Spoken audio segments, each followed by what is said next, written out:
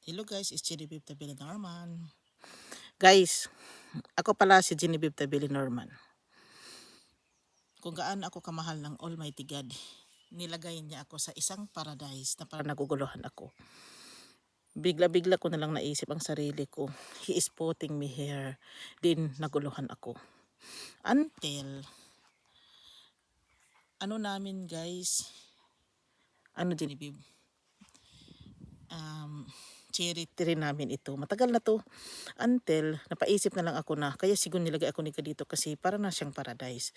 Ang kulang na lang ito is You fix it. Yung gawin mong makabuluhan ang lugar.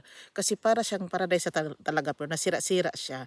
Kasi hindi ka pwedeng mag-stay na awayin-awayin ka lang din ng mga tao, di ba? You want to rest your mind pero still naghihapon mga tao para away. Hindi ka talaga pwedeng mag-resting-resting sa mga ganyan. Kaya dito na lang kayo sa akin kasi pwede kayo mag-resting-resting. Kakaiba kasi ang mga tao dito, kakaibang sitwasyon. Since the stupid mother of Frank is not normal, hindi niya pwede akong palayasin. Siya na lang lumayas. guys, dito na lang ako. Maraming salamat. Bye.